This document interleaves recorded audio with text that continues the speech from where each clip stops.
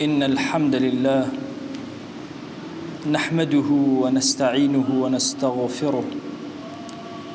ونعوذ بالله من شرور أنفسنا ومن سيئات أعمالنا من يهده الله فهو المهتد ومن يضلل فلا هادي له أشهد أن لا إله إلا الله وحده لا شريك له وأشهد أن محمدًا عبده ورسوله يا أيها الناس اتقوا ربكم الذي خلقكم من نفس واحدة وخلق منها زوجها وبث منهما رجالا كثيرا ونساء واتقوا الله الذي تساءلون به والأرحام إن الله كان عليكم رقيبا. لپاش سپاس و ستایشێکی بێهامتا بۆ کردگاری مەزن و داواکردنی درود و ڕەحمەت بۆ سەر گیانی پاکی پێشەوای مرۆڤایەتی محەممەد صلی الله تعالی عليه وسلم. خۆشەویستانم، رب العالمین باسی دوو نیعمەتی زۆر گەورە ئەکات بەسەر قوڕەیشەوە کە ئەفەرمێ الذي أطعمهم من جوع وآمنهم من خوف. دوو نیعمەتی زۆر گەورەمان پێ عەتا کردبوون لە برسێتی تێر بوون و لە ناڕەحەتی و ئازارەکانیش لە ئەمن و ئەمانە بوون. زۆر کات کە ئەم سوورەتە پیرۆزە باسەکرێ تەنها باسی ئەمن و ئەمان لە شەڕ و شۆڕ و کوشتن و ئەو لایەنانە ئەکرێ. ئەمن و ئەمانێکی زۆر گەورەتر لەمانە هەیە کە هەموو فەرد و تاکێک پێویستێت. ئەویش ئەوەیە دڵی ئینسان چەنێ ئەمنی تایە و چەنێ ئارامی تایە و چەنێ ئاسایشی تایە. جاری وا هەیە لاشەی ئینسان ئاسایشی هەیە بەڵام دڵ و دەرونی ئاسایش نییە و ئارام نییە. هەر وڵاتێک لە ڕووی اقتصادیەوە بەهێز بوو کتوپڕ هاتە خوارەوە یان عەولەمەی جیهانی زوو سەری تێکرد لە کتوپڕێکە، نەخۆشیەکانی دەرونی زۆر ئەبن لەناو ئەم کۆمەڵگا، تایبەت نەخۆشی فۆبیا و ترس. ترس لە ئایندە یەکێکە لەو نەخۆشیە کوشندانەی کە ئینسان زۆر لاوازەکات، دەیان گرفتی گەورە گەورە ڕووی تێئەکە. هۆکارەکەی ئەوەیە ئەم کەسە لە ڕووی نەفسیەوە ئارام نییە، ئاسایشی نەفسی نییە، ئاسایشی ڕۆحی نییە. علامەتەکان زۆرن کە طەبیب و ئەطیبا باسییان کردوون. هەندێک جار ئەم کەسە وای لێ بە تاقی تەنها ئەژی، تاقەتی تێکەڵاوی خەڵکی نییە. ئەمە دیاردەیەکە لەو دیاردانەی کە لە نەخۆشی فۆبیاوە تووشی ئینسان ئەبێ. ترسی مستەقبەل ئاوای لێ ئەکا. هەندێک جار تەنگە نەفەس ئەبێت و دڵی پەلەپەل لێ ئەدا. هەندێک جار لە پڕ لە خۆیەوە دەسەکا بە گریان بەبێ ئیرادەی خۆی. زۆر کات ناتوانێت تعبیر لە ناخی خۆی بدا ئەوەی کە لە ناخەیەتی. هەموو ئەمانە علامەتن بۆی ئەو کەسە تووشی نەخۆشی ترسان لە مستەقبەل بووە، ئەترسێت لە ئایندەی خۆی. لە زەمەنی عەولەمەی جیهانیە مرۆڤ ناتوانێت بە هەژاری بژی، لەبرەوەی دڵی ناهێڵن بە هەژاری و بە ئارامی بژی. وەکو وایە کەسێکی زۆر برسی هەموو لەحزەیەک ببێتە سەر خواردنێکی زۆر خۆش و نەشی دەیت. ئەمڕۆ جیهان بەگشتی تایبەت کوردستانی خۆمان تووشی ئەم حاڵەتە بووە. هەمووان سەفتەی دۆلارەکان ئەبینن، بانقی پارەکان ئەبینن، دەوڵەمەندێکی بچکەڵە ئەبینن بە عەقڵ و جیسم بچکەڵە لە خۆوە سەر ئەچێ و ئەچێ بەرەو سەر. هەمیشە ئەمانی تر کە کارێکی زۆر ئەکەن تووشی ئەم حاڵەتە ئەبن لە ڕووی دەرونیەوە یەنە دواوە. ئەمە پێویستی بە دراسەیەکی ورد هەیە کە ئینسان خۆی تەفتیشکە تووشی ئەم حاڵە نەبێ. ئەگەر ئیسلام لەناو ئەم کۆمەڵگایە نەبوایە زۆر خەڵکت ئەبینی لەسەر جادە. هێزی ئیسلام لە بەرامبەر ئەم ململانێ ئەوروپیەیە خۆی ڕاگرتووە هەتا ئێستا و میلەتی کوردی پاراستووە. پێغەمبەری خوا صلی الله عليه و آله وسلم أفرمي من أصبح منكم آمنا في سربه معافا في جسده عنده قوت يومه كأنما حيزت له الدنيا بأسرها. بخوا أجر كسي بربياني كردوا آمنا في سربه. سرب لزمان عربية ومعناه جماعتكم الله كي دوروبري نزيك كاني لقل نزيك كاني خويا بياني كردوا ولكزنا أترسا أمين بو نفسيتي مرتاح بو. هندك فرمويا أنا السرب بمعنى النفس دي يعني لنفسي خويا آرام بو بياني كردوا بآرامي خبري بو بآرامي يان لقل عائلكي خويا ومالو من الله كي خويا آرام بو معافا في جسده لا شيء ساغشي هبو تنها خواردني روجي هبو دومنا سهمنا مانجقنا يك روج خوشويس أفرمي عنده قوت يومه بس خواردني يك روجي هبو ما دام لا شيء ساغو آسايشي دروني هي كأنما حيزت له الدنيا بأسرها وكوايا همو سرزويه أو بي همو بو عطاك رال بارد بوشي أجر إيرت مرتاح نبي دروني مرتاح نبي ضل مرتاح نبي أجر لا شكت ساغ نبو شي بكي لما أدو سروتو سامانت بويا أمدو نعمة زور قورا نعمتي لش ساغي لقل نعمتي أمني نفسيا أبي زور سباسي خواي قوري لسر بكين لسجد كان هاوار كين پروردگارا سپاسی گوری جمالی تو کین کم آرامیت به ایم بخشی اگر ایمان نبوده چون ام آرامیت دزگیری ایم ابو زنان فرمویانا ترسان لمستقبل او نخوشیه که همو جهان یا انسانیت هر هموی لجر تهدیدی فوتانا یا بهوی او نخوشیه امام الشوکانی فرمی حکمای کون همو کوبونو مجموعه کی زوریان سریان کر به یکا وتیان بزاین چشته که انسان دا ارزنه پیری اکا سریان کر تنها ترس انسان دا ارزنه پیری اکا ترس اونیت ولا شیره بترسی لا پلنجه بترسی لا کاربایا بترسی ندگری نه او ترس داخلی که لانسان هيا ارامي لي ابره خوي لي ابره يشغل دياده كان ان خوتني انسان وقلقي انسان بريتي لو خوفه كلا ناخيه هيا واترسي لا آینده خوی اترسه ای کسی ایماندار چون سری آینده اکا اما ایماندار کمال یاسا و رسا من هی بو چارسه خلقی طبیبیش کمال یاسا و رسا هی بو چارسه لروی طب و پید الان اگر کسی توشی ام نخوشه به پی الان فکر فی الحاضر سری استد که سری لما دوامه که جوه مداره است بیر کرد ولی است بیر لآیندد مکرد شتکان لبیر اچتو توشی ام نخوشه بوی همو فکر کانی خود بنوس بوی لبیر نچتو همیشه الان ریاضه بکن روزانه چهارسر یکی زور چاکه ورزشی زور که همیشه سوک معامله لگل جیانا ببسیطی و بسادهی لگل جیانا معامله که اگر بسادهی معاملات کرد زورك لدرجة داخرة وكان بوتو أكرته زور شد خوي إنسان معقدي أكال خوي تيجي أداء لخوي آرام لقل جيان تابجي نرم برو لا مكروا بو أقرفتاني كوار روتي أكن بجيان بيلاتيان برينا إما دوك اليوم من هي حزن من هي لقل خوفة حزن أوي كلمه بيج لدس الدواء ضل هرب دواء أروى خوف أوي كلمه دواء ديتو ليه أترس كسي إيمان دار پیغمبر صلى الله عليه وآله وسلم إرشادي احرص على ما ينفعك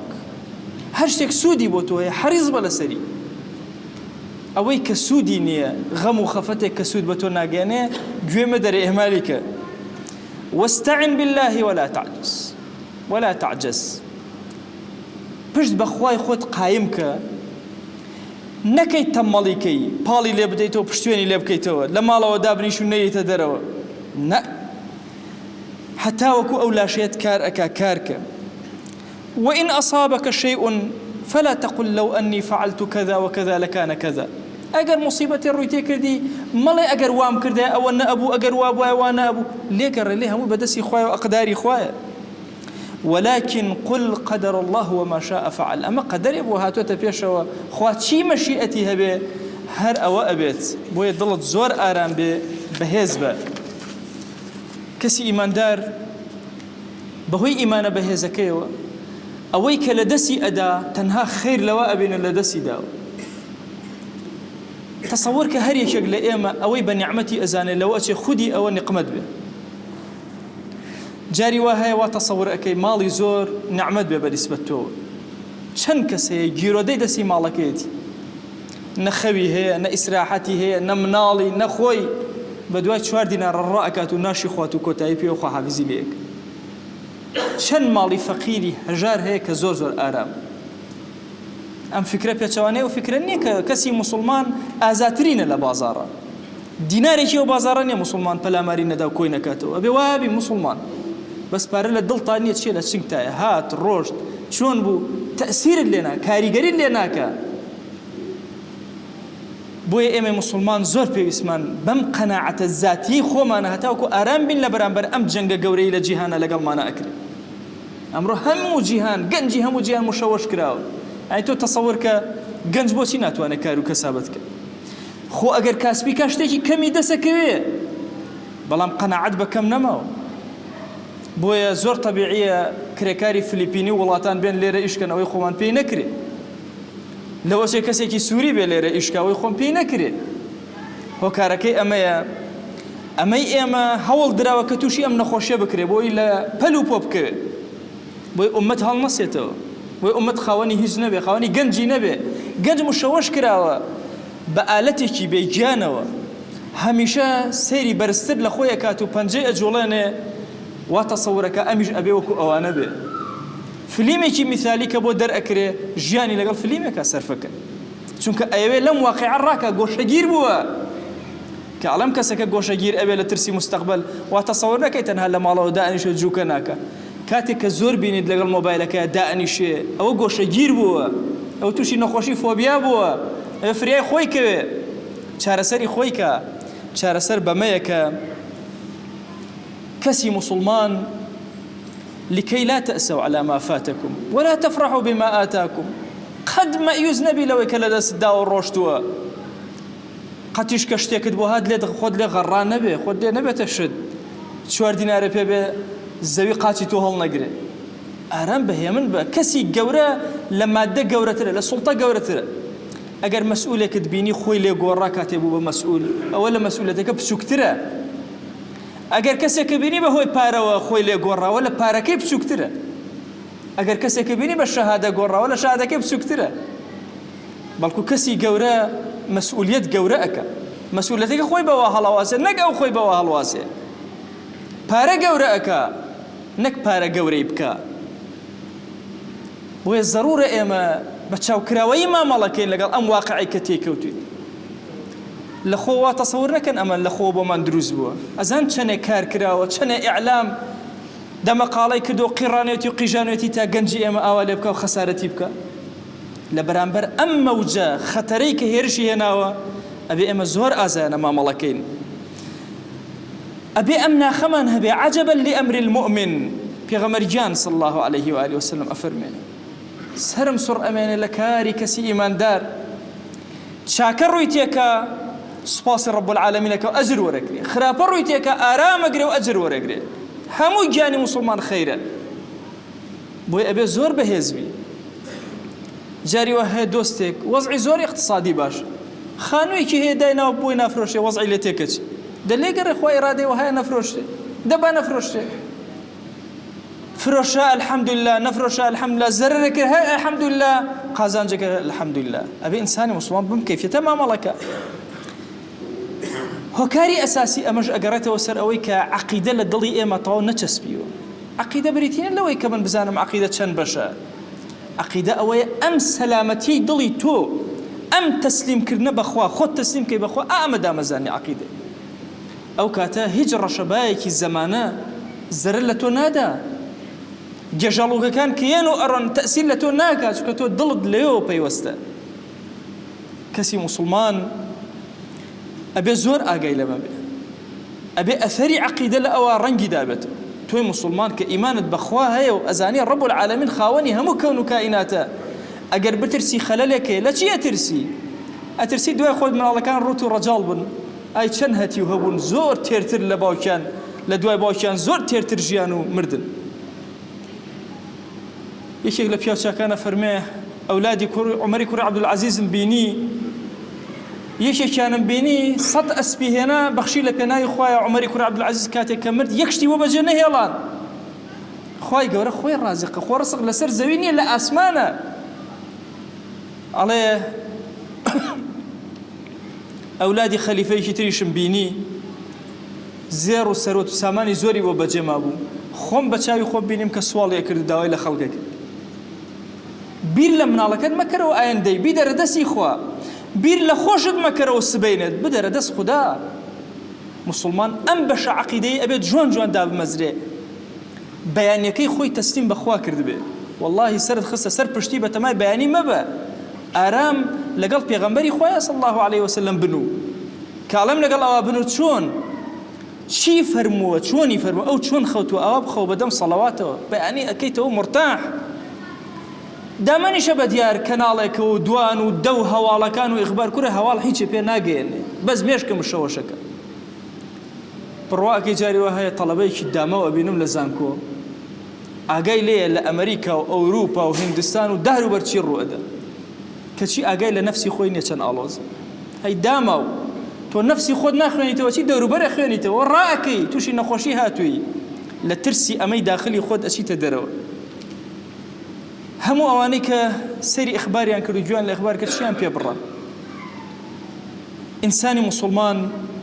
ئەگەر لە ناو گەمەی سیاسیشان نەبێ ئەبێ زۆر عەقڵانە سیر کات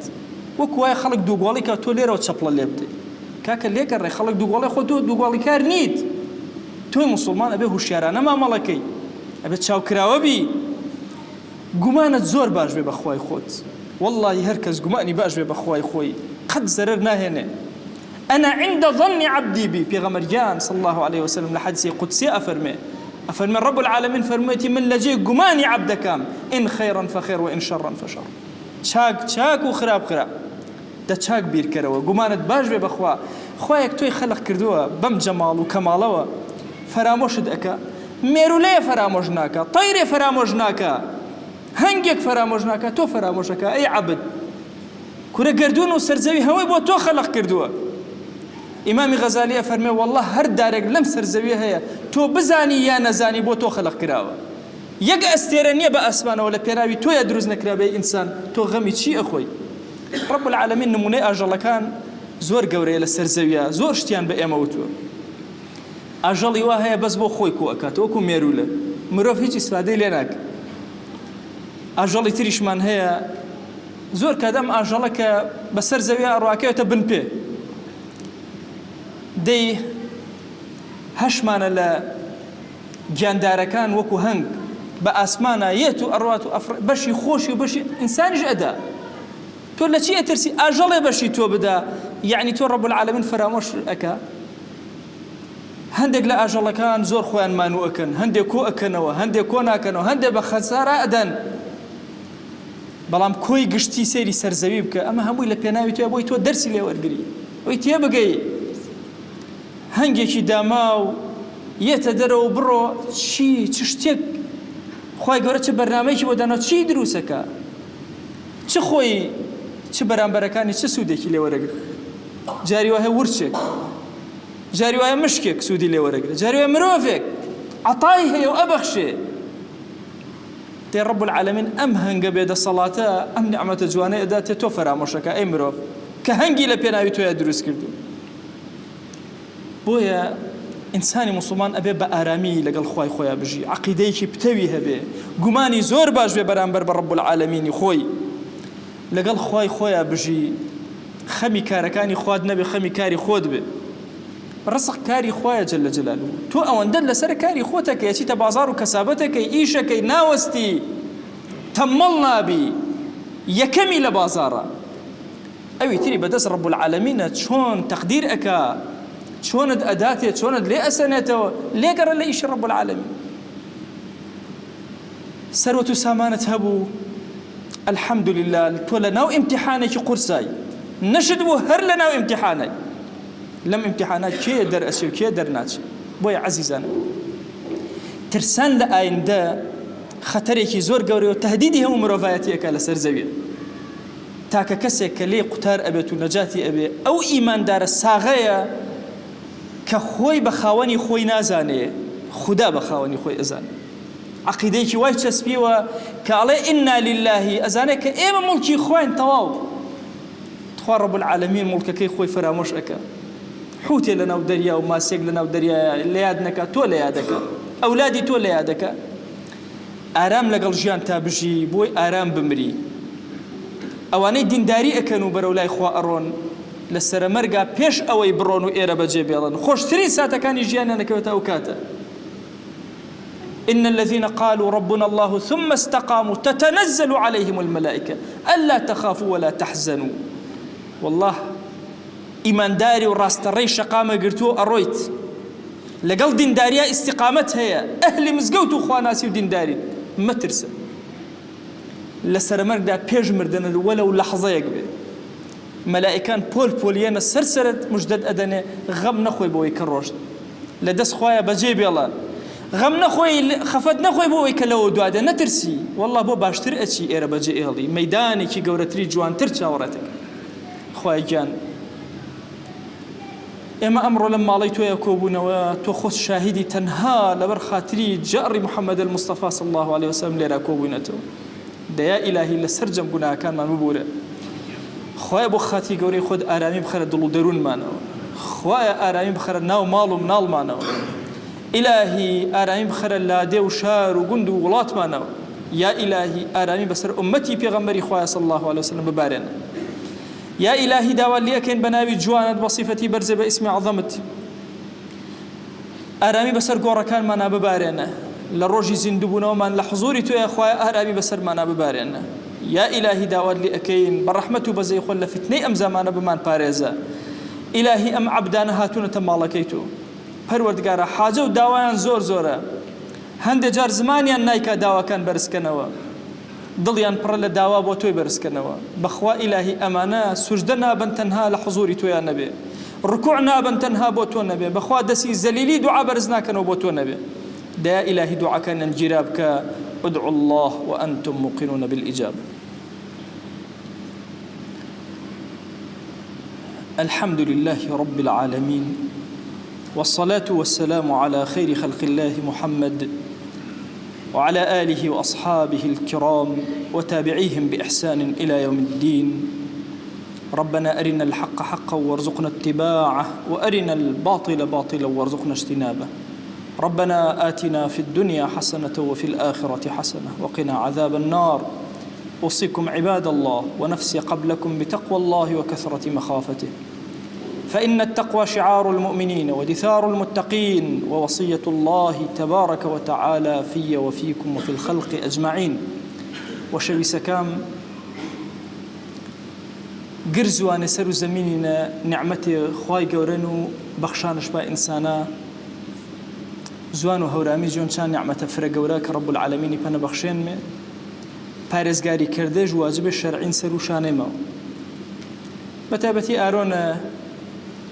کە هەرمانێ فرە گەورەی هەنێ پێی درێنە بەردەی زوانەکە ئەشم هەریومە جیاگێ وێشەوە بەوانایە و بە نوویستەی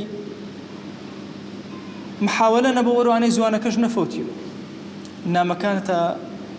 کە مۆبایلۆکیاندە پێ یەکتری بە هەورامی کیاندش وانایە بە هەورامی کرد. سپاس رب العالمینی کەرمێ کە هەر جارێ سوچێوە جە سوچەکاوە و یاگێوە جە یاگەکاوە ئاین و پیرۆز و ئیسلامی بێن بە بەرەکەت پێ هەورامانی زوانەکەش پارێزنا بە کتێبە جوانە ئیسلامیەکە تەفسیرما بە هەورامی کتێبێ تەرێمە بە هەورامی کتێبێ فرە نایابی جوان سیرەت و پێغەمبەری نەسڵ الله عليه وسلم یاوا دەسم فرە دڵۆشش کردە ئی کتێبە گەورە جوانە بە زوان و هەورامی نوویسریان كتابون ماشو محمد أمين صلى الله عليه وسلم شني آما شي آما شيش شكر شني لوا شيش كرو إنا جزرة ونجا جزران ودوران وبيغمبري صلى الله عليه وسلم اكتب فرنا يابا هول دايما يعني كمان لانو كم يبو ووان مشو شني زارو كمان يشمره دراسش کرمه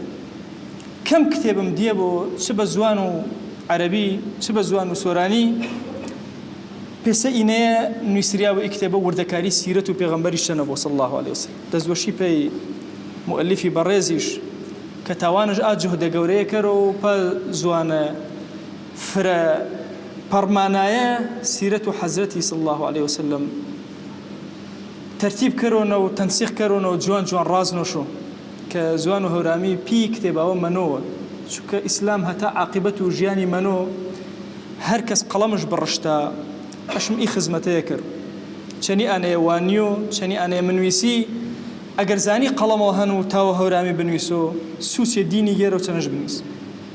ئیتر فقهی ئیسلامی نەمنویسی علوم قورئان نەمنویسی علوم حەدیثە نەمنویسی هەرچی منویسی بنویس ئینە ئایندێوە گەشە پێ زوان و هەورامانی و پێ بەقایش کە منەوە و دلێنە نەشو داوا کەرمە جەزات و پاک و پەروەردگاری ڕەحمەت و بەزەی مجۆ ملمارە ئی زوانەکە پەنەش عەتاکردێن من نیعمەتەکەش تەمام نۆ ملماوە خوای گیان داواوە نەکەرمێ ڕەحمەت و بەزەی وێڵ جەگرد و گوناهەکاماوەش بە سەر بەرزێ وەردەم و دیوان و وێتماکەرە وأوصيكم أيضا بالصلاة والسلام على رسول الله حيث أمرنا الله تبارك وتعالى في محكم تنزيله قائلا إن الله وملائكته يصلون على النبي يا أيها الذين آمنوا صلوا عليه وسلموا تسليما اللهم صل على سيدنا محمد وعلى آل سيدنا محمد وبارك على سيدنا محمد وعلى آل سيدنا محمد كما صليت وباركت على إبراهيم وعلى آل إبراهيم إنك حميد مجيد اللهم اغفر للمؤمنين والمؤمنات وللمسلمين والمسلمات ولمن أنشأ هذا المكان اللهم أعز الإسلام والمسلمين وأهلك الكفرة والملحدين اللهم انصر من نصر الدين واخذل يا رب من خذل الإسلام والمسلمين اللهم آت نفوسنا تقواها فزكها أنت خير من زكاها أنت وليها ومولاها آمين آمين والحمد لله رب العالمين أقم الصلاة يرحمك الله